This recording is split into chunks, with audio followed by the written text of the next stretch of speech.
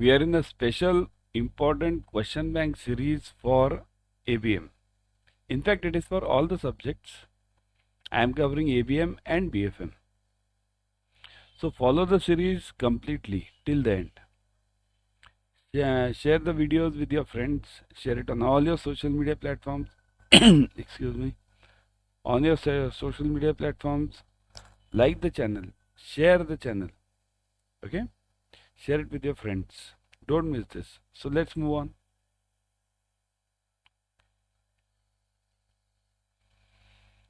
What are the examples of cash flow from financing activities? Here the question is very clear. Cash flow from financing. We want financing. Okay.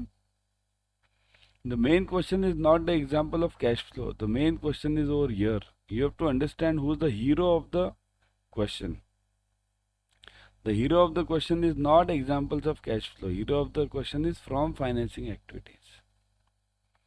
So, cash proceeds from issuing shares or other similar instruments means issuing shares. Okay, issuing shares.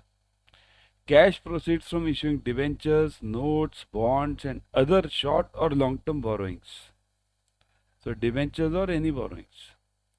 Cash payments of amounts borrowed, such as redemption of debentures, bonds, preference shares. So, which of these? So, is this a C1? Cash repayment of amounts borrowed, such as redemption of debentures, bonds, preference shares, or all of these? Let me see in the comment section. What will be the answer over here? Yes? Think over it, everyone. See here, I'll explain you one by one. Importantly, D is out. So D is not the one. So all of these is not the answer. Okay. Now C. Cash repayment of amounts borrowed, such as redemption. Means what is this? Cash repayment. Cash repayment means what? Money is going out. Okay. Money is going out. Here we are talking of cash flow, means incoming money. So cash repayment of amount. Here money is going out. I am redeeming the shares or debentures. Redeeming means I am getting back the debentures and giving the shares or preference shares or debentures to that person back. Okay, that is simple FD concept. Person gives me back the FD and I'll give him back the money. Okay, so here money is going out. Let's look at A. Cash proceeds from issuing shares or other similar instruments. Shares, common shares. This is not a financing activity. This is a capital activity. Kindly remember, there are two ways in which a company can get the money. One is capital, second is finance. Okay, capital and finance. Capital means what? Issuing the shares. Okay, issuing the shares. In fact, this preference shares is also called as a capital part. Debentures is also a capital part. Okay, issuing them. So this is issuing share. This is a capital part. Here we are talking of financing activities. So cash proceeds from issuing debentures, notes, bonds, other short-term borrowings. Okay, here it means what? Borrowing, short-term borrowings we are talking of. That's why this becomes a financing activity. So P becomes the answer over here. Okay. So this is a financing activity. Why? Because you are taking a loan from somebody. Financing means loaning. Which of the instruments, what are the adjustments done for cash flow from operating activities? So cash flow from operating now. See here, earlier we had financing. Now we have operating. Purchase of fixed assets, sale of fixed assets, interest received. None of these. So what are the adjustments done for cash flow from operating activities? So to be frank, simple question over here is operating activities means which are the forms of payment from operating activities over here. So what is the operating activity as a bank? As a bank, your operations are to take the deposit and give the loans. So if you are giving the loans, if you are giving the loans, okay, what will you get? What will you get? Your loans are given. So what will you get? Net EMI, or EMI means net interest, because principal is your money only. You will be getting interest. So which of them is from the operating activities now? Interest, isn't it? Which of the following statements about the training and development is not correct? Focus on the question. Not correct means they want a negative question. Training is a short time term focused, whereas development is long time term focused. Okay, so training is for short term, development is for long term. Number one. Number two, training is a proactive process, whereas development is a reactive process. We want not correct. Training focuses on technical skills, whereas development focuses on conceptual and human ideas. Training focuses on role, whereas development focuses on the person. Now think over it. What can be the answer over here? Think. Let me check the answer from your side. Answer is very simple. We want not correct. Okay, very simple one. Yeah, it is. Which one is not correct? False. This is false. Okay. Training is a reactive process and development is a proactive process. Kindly understand this concept. Development is always done for the long term, for the executive level. Generally, it is done for the executive level, senior level. Training focuses on technical skills. This is also true. Training is done given for the technical guys. Here also true. Training focuses on the role, whereas development focuses on the human being, the person. So this is also true. So the answer is false over here. Okay. So this is your answer. Got it? Which of the following is the last stage in the Erickson's development model of personality? So Erickson's model: intimacy versus isolation, growth versus stagnation, integrity versus despair, and none of the above. So which is the last stage? Kindly note last stage, last. Last means what? Either, remember the Hindi movies. In Hindi movies, you at the last you either have the happiness or you have sorrow. Somebody dies, father dies, mother dies, old father. That gunda kills that person, right? So it is either despair or it's happiness. So what will be the answer now? Think yourself. You give me the answer. What will be the last stage? It is this integrity versus despair. Okay? Integrity versus despair. That is the last stage. Which of the following is a tendency of a single negative attribute to cause raters to mark everything at the low end of the scale? Now this is related to your ratings basically. Okay. So which of them is a single negative attribute which will cause everything to at the low end of the scale? Low end. Okay. So low end means what? It will give a low end to this, means it will be marked at a low end. What is the answer for this? Sure, the answer is Horn effect. Horn effect means what? It is generally based on the single question. On single question, I'll judge you. I'll just ask you one question, and based on that, I'll judge you. So that's called as a Horn effect. Okay. Now, before going ahead, everyone subscribe to the English channel of JIB and CAIIB. Okay. Officers Adda 24/7 English channel. Okay. You can join the crash course. It is starting from 11th October. All the important points are covered over here. Okay. All of them. Your question bank, your ebooks, your tests, your lectures, everything. You can join the Mahapacks also. In Mahapacks, you are getting 15 plus batches. Okay, per subject. How to join it, I'll show you. And now discounts are going on. Let's move on to some other questions. Now these questions, I'll be mainly covering module A. Module A, very important, very tough. Okay, so let's move on. Which of the following statements are correct with reference to the kurtosis? Kurtosis, okay? A normal curve which is symmetrical and bell-shaped is known as a mesokurtic curve. If a curve is peaked at the top, it is known as plateaukurtic curve. If a curve is more flat than the normal curve, then it is known as leptokurtic curve. So which of them is correct? Only 1, 1 and 2, 2 and 3, 1, 2 and 3. Think over it. Let me check the answers from your side first. Yeah?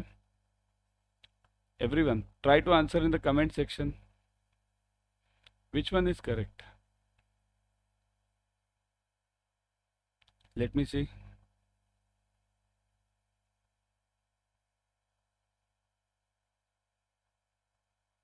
It is. Is it this first one or second one? Is the second one correct? If the curve is peaked at the top, it is called as plateaukurtic. Is it so? And if the curve is more flat than the normal curve, it's called as leptokurtic. If you read your books over there, you will definitely get the answer that this is exactly reverse. Means if the curve is peaked, it is called as lepto. And if the curve is flat, then it's called as plateau. And normal, which is symmetrical and bell-shaped, is known as meso. So only one is correct. Okay? Only one is correct. Do you want to see this? Let me see if I'm having these curves. Hold on. I'll show you these curves is possible. Hold on.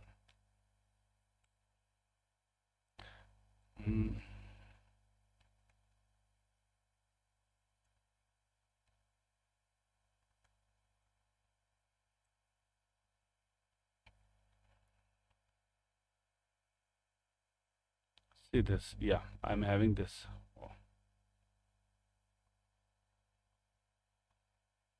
Look at this. This is directly available on the Google itself. See this, mesokurtic means normal distributed curve. Okay, completely normal distribution. Lepto means this is peaking at the top, peaking very high. Plateau means this is a flat curve. This is lesser than this mesokurtic. Okay, lepto is higher than the mesokurtic. Okay, so that's why remember this difference, and there are certain calculations also for this. This we teach it in the paid class. I'll be teaching them in the paid class. Okay, so that's why I would suggest join the paid classes ASAP. Okay, it's starting from 1st of May. Huh? Don't forget this. It's starting from 1st of May. Okay, so got it. Next one. The summer holidays for schools and colleges led to increased revenues of travel and tourism industry. This is an example of secular trend, cyclical variations, seasonal variations, and irregular variations. Now this is the easiest one. This is the easiest one. Yeah. Secular, cyclical,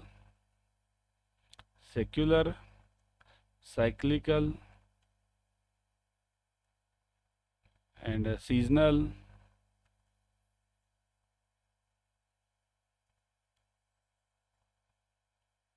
Okay, and irregular fluctuations. So what are these basically? What are these? So what is the answer for this? Okay, first get the answer. See here, the answer I'll give you. The answer is simple. It is coming every year, isn't it? Holiday for schools and colleges will come every year. Okay, so this will be the part of what? This will be the part of seasonal. Seasonal means what? Here I'll show you. Generally what happens, this is your stock market. Generally this happens in stock market. Stock market, it moves like this, but net it goes up. This is known as a secular trend, which starts from here and ends over here. Now it doesn't end actually, it goes on and on. This is known as secular. Cyclical means what? Cyclical means this goes ups and downs. Now here the problem is you can't project when will be the total ups, and when up to what time will it be the total ups, or when will the product come down. You can't predict that. Okay, for example, cyclical trend, I'll give you an example of Nokia phones. Okay, Nokia. Do you know Nokia phones? How many of you remember this Nokia phones? Nokia phones were once the heartthrob of each one. Means everyone liked Nokia phones in 2004 to 2010 roughly, isn't it? Everywhere there was a Nokia phone. So the graph was like this for Nokia phones, like this, right? Up. But where is the graph now? Now where is Nokia phone? Here. So this is known as a secular trend, cyclical trend. Okay. Cyclical means what? This, there will be a up and down, but you don't know. Seasonal. Seasonal is similar to this, but seasonal you know it. Know it means what? This comes every year, yearly. This comes year, every year it comes the same way. Means I'll give a few examples. Whenever there is a rainy season, you will get more patients of flu. Okay. Irregular means which you don't know. Don't know means roughly it can be when will be the terrorist attack on any city. Do you know? You don't know. When will be the floods in any city? Do you know? We don't know. So these trends which are not known are known as or dacoity. When will there be a robbery at a particular house? Will you know this? Never at all. Right? If you know this, then what's the means? I'll definitely keep the security at that time, isn't it? So irregular variations means which you cannot predict at all. So this whichever comes yearly, every year it comes same. Hotel bookings, travel, tourism, flu patients, same thing every time. Okay, seasonal. There are 20 employees in Alpha Technologies. 5 of them are postgraduates in IT. 4 of the employees have completed MBA. 3 employees are selected at random. Find the probability that all the 3 are postgraduates in IT. Now we want all the 3 are postgraduates in IT. How many employees are there? Total 20. Now this is a numerical for probability. This is the probability distribution numerical. Okay. This will come to you for 1 mark in exam. Probability distribution. Okay. This will come to you for 1 mark. Got it? Means what? Now how to solve this? How many employees are there? 20. Okay. 20 employees total. Total equals to 20. 5 of them are PGs in IT.